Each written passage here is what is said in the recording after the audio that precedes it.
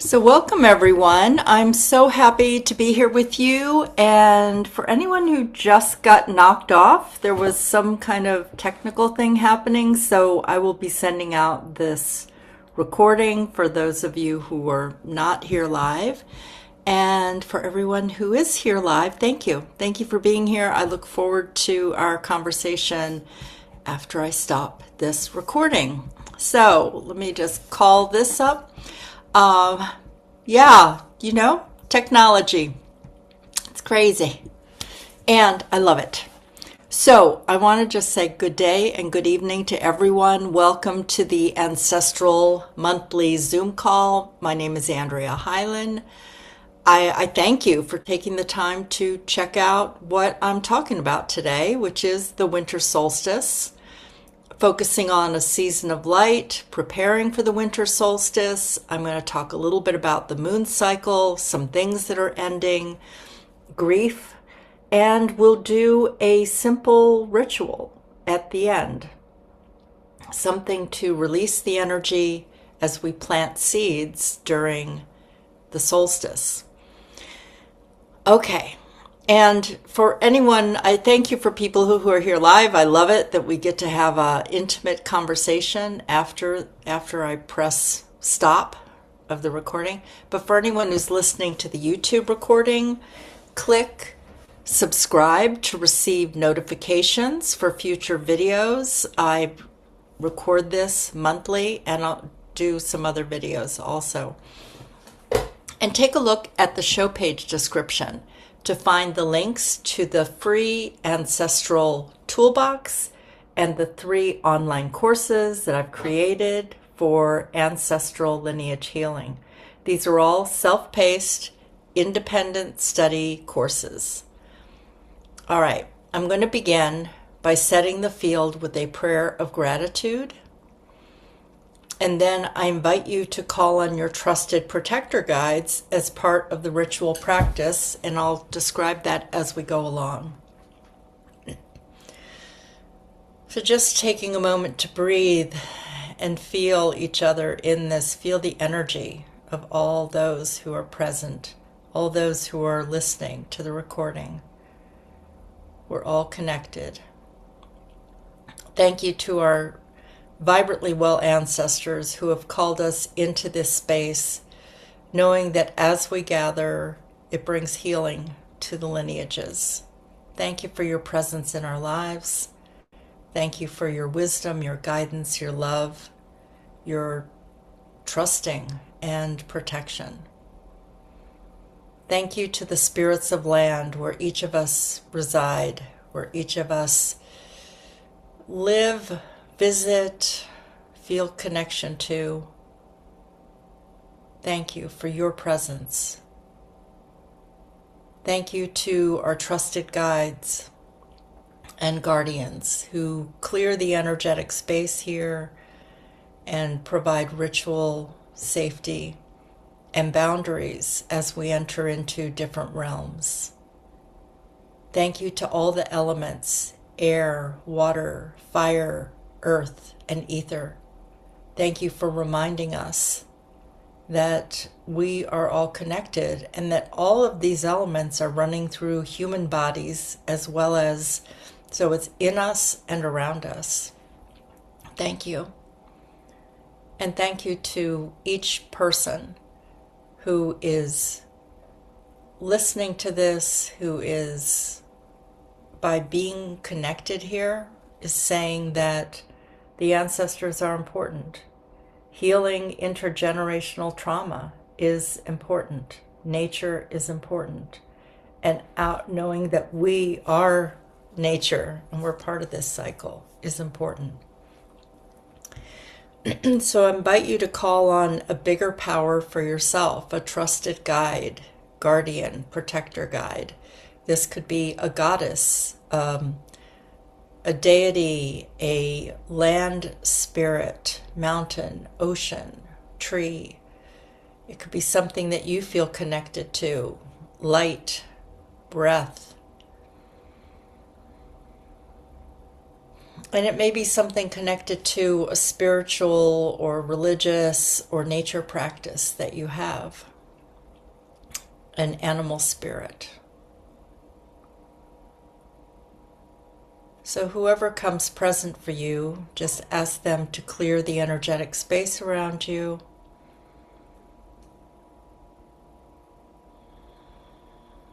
And to set up boundaries of protection.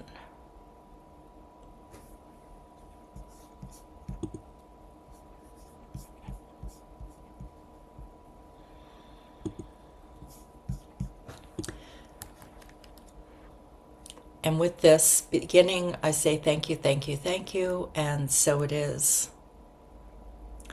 I like to begin this way to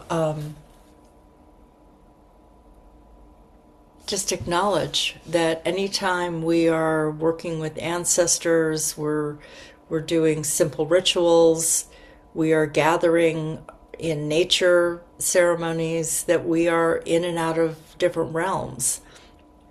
I am also a writer, and I know that there are times where I can feel myself like entering into another space. You might call it being in the zone with something. Like that's entered into a different realm, the world of the unseen and the seen. So I like to begin that way when we're doing any kind of work in this way. I'll just call it work. Yeah. All right, so let's get started. In my world, the holiday season begins at the September equinox, when light and dark are evenly balanced. And as we progress through each month toward the winter solstice, the darkest time of the year in the northern hemisphere, there are many celebrations that honor our ancestors. These include harvest festivals and rituals celebrating the dead, such as Day of the Dead, Samhain, Halloween, and All Saints' Day, just to name a few. And this is something I've gone into more detail with over the past few months in these monthly ancestral practices, because this is a time where the veils between the seen and the unseen worlds are thinner. And we may experience an increase in feelings of grief and sadness by the time we reach November, with all of these different energies and celebrations happening. So the loss of loved ones and even the unprocessed grief that we carry in our DNA, in the cells of our bodies, from our ancient ancestors, may be present. And that's why last month in November we held a grief circle with a ritual to honor that. I mean, we live in a world that has become disconnected from grief rituals, and I believe that the more we talk about them and hold space for grief, the more healing happens for all of us. So just to spend a few minutes on grief, think about how you were raised to express or feel grief. Were you taught that grief has a time limit? Or were grief and grief rituals considered normal in your family and culture? What was your experience of grief? Was it something you all talked about? Was it something that you had permission to express, no matter how long it had been since there had been a loss? I also want to presence, the way that I've been doing in the past few months, that we also carry the grief of our ancestors who were moved from ancestral lands, either by force, circumstance, or choice. We carry collective grief in our bodies, like I said, through our DNA, and grief that was not processed or felt. But what I really want to highlight is that creating time and space for grieving is valuable for you and for your ancestors. It does cycle through both. Some of the grief is yours, some of it is from your ancestors, but tears bring healing to you all. One of the reasons I wanted to bring this up is because 2025 has been a significant year of challenges marked by completions and endings, not just of this year, but of cycles that are ending. It is a 9-year cycle this year in numerology, and that is the year of completion and endings, and then 2026 will be a year of new beginnings. But something that I've been noticing is that as I've been reading different reports around the ending of cycles this year, is that there are other cycles, like 400-year cycles and 12-year cycles, and cycles within cycles in different science and religious beliefs or spiritual beliefs. But here's the other thing. The new moon cycle from between September 2025 and April 2026 signifies endings rather than beginnings due to its position and astrological degrees. There are 30 degrees that are in the in astrological parts of astrological planets, moons, and this year we're at the end of the cycles. So it's indicating, it's giving us a signal that even in new moons, which are beginnings, there is some kind of ending. So 2025 was a year that I guarantee you were touched by something this year, something that brought chaos and disruption to your life or someone you love. This could have included a physical accident or illness. It could have been the conclusion of a healing period, and now there's recovery at the end of that period. It could be the end of a marriage, children going off to college, the death of a loved one, or the completion of a project in your business that you've been working on for a long time, and it can feel like, wow, that's taken so much time and energy. Now there's this void of emptiness there. So, which can also bring grief anytime there's change. So during this season, you may be feeling some grief just from the exhaustion of 2025, or even from the events that happened in the world last weekend. So be gentle with each other this holiday season. Just recognize that some people are going to appear shell-shocked from the sudden changes of this year. And it's okay to focus on simple rituals and simple pleasures. It's okay to set boundaries and go inward, to be still and listen, because that is what nature is calling us to do. It's okay to focus more on being than doing. I've been thinking a lot about the power of dark and light this season, and about 15 years ago, I lived in Burbank, California for a few years, and one of my daily habits was to walk around the neighborhoods and connect with nature. And I went to a coffee shop every morning at 6 a.m., and on my walk into the coffee shop, I'd walk up a hill, and there was a mountain in front of me. Actually, a little detail is on the other side of that mountain is the Hollywood sign. You could not see it from my side of the mountain. That's where we were, right next to Warner Brothers Studios, but on the other side is the Hollywood sign. Anyway, I would walk towards that mountain, and I felt such a connection to it. Just so beautiful. But every day in the afternoon, I would make sure that I walked in that direction again, because there was the way that the sun would shine on the mountain at a particular time of day. The sun would light up parts of the mountain, and those parts would also create shadows. And through this dark and light, this sunlight and shadow, it was so breathtaking. You could see the mountain in a brand new way. There was just so much depth. And my heart would soar every time I saw it. Like this mountain that I love so dearly, and I would want to run out and see it just at that moment. It was beautiful. But I was reminded how we need both dark and light for beauty in the world. And I think about some of my darkest moments, the kinds of moments that had me on my knees, that they have been some of the most light-filled moments also, the moments that I treasure as a human, to feel things with such depth. So let's not shy away from talking about the many layers of the holidays, what has been lost, and the power of bringing the light to feel the depth of our love.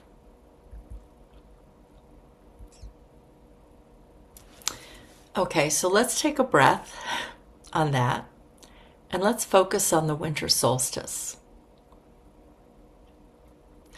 So the winter solstice is December 21st.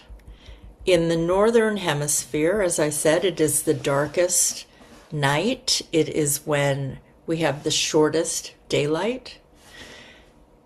But here's the thing. We've reached the point where it's the darkest night. And so when we reach that point of the winter solstice, it's also a signal that the light is returning. It carries an energy of rebirth. All life begins in the dark, in the womb, and then we come into the light. So I want to shine a light on a couple of things here with the solstice. First of all, in 2025, we have a very unusual, powerful new moon on December 19th that is in Sagittarius, leading up to the winter solstice, which will be 2 days after that. I'm recording this on December 17th, 2025. So in 2 days, there will be a new moon, and then 2 days later, the winter solstice. Now, as I said, new moons are usually a time for planting seeds, but this new moon is at 27 degrees out of 30. And this is, so as I said, it's a late degree in an astrological cycle, so it signals an ending. So using the power of the dark, and understand that with the new moon, there's no light from the moon. So leading up to that new moon, it's getting darker, darker, darker till you reach the new moon. And then some of the light begins the day or two after. So see this as use this power of the dark and do a ceremony for an ending on the new moon. Like, new moon is here, let's clear the slate. Then planting seeds on the solstice for the beginning, for the new beginning, a time of fertile soil for setting intentions. So plant your seeds, your ideas on the winter solstice. Plant seeds of intention. What do you want to focus on in the next year? Set intentions for different areas of your life as a reminder of what you want to give birth to in 2026. What are you going to say yes to? What are you going to say no to? And just create some quiet space to tune in to how you want to begin this next year. And then in 3 months, at the spring equinox, which is on March 20th, 2026, it'll be a good time to assess and make adjustments. So mark your calendar that in 3 months, you're going to once again take a look at this list, and maybe you look at it all the time, but at that time, sit down with it. Assess how your intentions are going. Are you saying yes to the things you want to say yes to? Are you saying no to the things you want to say no to? And do the same thing at the summer solstice in June and the fall equinox in September. At each of these times, assess and make adjustments with your intentions. So the winter solstice is a signal that the light is returning. It is an energy of rebirth. Oh, and there was one other thing I wanted to tell you. You might think because of what I'm talking about with the moon, like this happens every year, and no, it doesn't. There isn't this lineup where it's like new moon and then solstice 2 days later. Next year, the new moon in Sagittarius is on December 9th. So a couple weeks before the winter solstice. And the full moon next year is going to be a couple of days after. So we have like a flip in the energy. And I thought, okay, let's come back and talk about that a year from now, because the full moon will be already amplifying, shining a light on the seeds that you're planting next year. So just keep that in mind. We'll talk about that next year. Okay. So the energy of the winter solstice is stillness and rebirth. It's a time of reflection and setting intentions. And some of the simple ways that you can play with the intentions with simple rituals is watch the sunrise or the sunset and just acknowledge that the light is returning. Light candles when it's dark as a way of shining a light on, like preparing for welcoming more of the sun, for welcoming. It's like you're lighting the candles is a way of creating light for the seeds that you have planted. Think of how your ancestors may have called on the light to return, like they knew this part. They knew this was happening. They knew this was a natural part of nature. In the stillness, it's also a time for reflection. So some of the ways to use this energy, meditating and making lists of things that you appreciate about the past year. You could do journaling and art practices to reflect on the year and set your intentions with words and art. You can do a form of free writing where you set a timer, put pen to paper or fingers to keyboard, and let any thoughts that you have come onto the paper. And the thoughts don't need to be connected or even make sense. Like if you have no ideas flowing, then just write, I have no ideas flowing. Prepare food and drink to warm you. It might seem natural in the winter when it's cold to want to have warm foods, but it's also a way of welcoming in the warmth of the sun. You can practice yoga nidra or other practices that honor stillness and meditation. With this whole idea of continuing to cleanse and release what is no longer useful, you can have a cleansing salt bath with Himalayan pink salt or Epsom salts.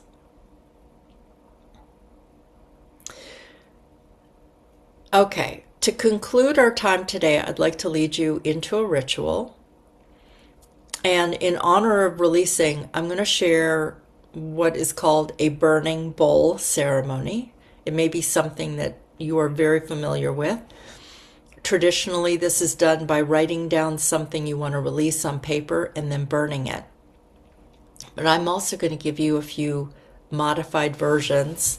And if you don't have a candle with you, I'm going to light a candle here in a moment, and we can just use my candle in general. But a modified version is to call on one of the elements to help you release something. This is releasing a person, a belief, a feeling, a cycle, the ending of a cycle that you're just finished with. Honor what has been and release what is no longer useful. So you can write something down on paper. You can burn it, which is the element of fire, and make sure you've got it in a safe place that so you don't light something else on fire.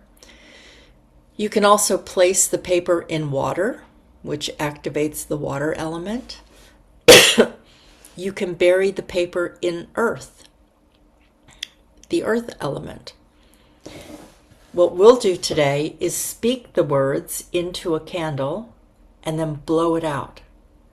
That uses the air element. You can ask your trusted spirit guides to clear the energy around you, and that calls on the element of ether.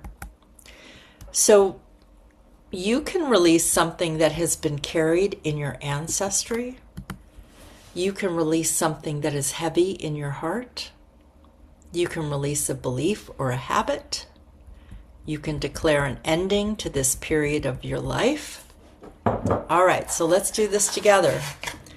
And one of my big intentions this year is to show you how simple a ritual can be. We have already called on our protector guides. They're here in an instant, asking them to clear the energy around us, set up boundaries of support. And now, as I hold up the candle, or if you have a candle, you can do this in your home. I want you to think about something that you would like to release and to speak it out loud and to put it into the candle. And then I will blow the candle out for all of us. Okay.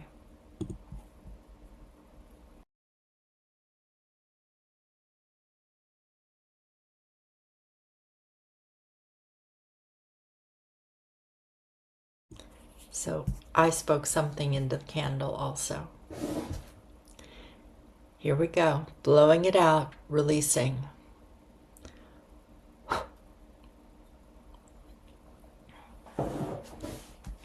That's how simple that can be. And you can do that whenever you want to, all throughout the year. Doesn't have to just be at this time of year.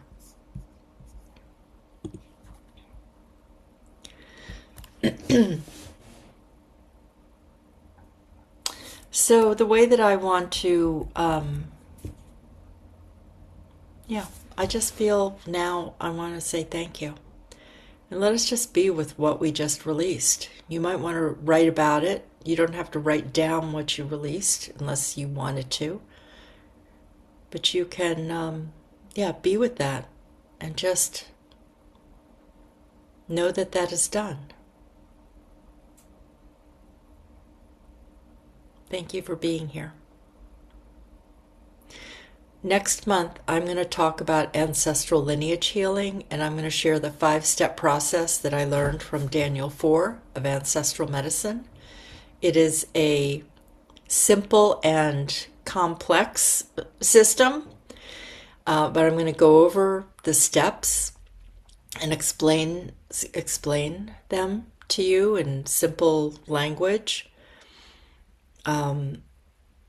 And this is going to be on Thursday, January 29th at 12 p.m. Eastern Time. If you are already familiar with the 5-step process, then you may want to come and just kind of review where you are in your own healing journey with ancestral lineage healing. So I leave you with some simple words of, I send you blessings to you and your ancestors this holiday season, as each of us reach into the depth of darkness and begin to ascend to the light. Thank you all so much for being here. Much love. Mwah.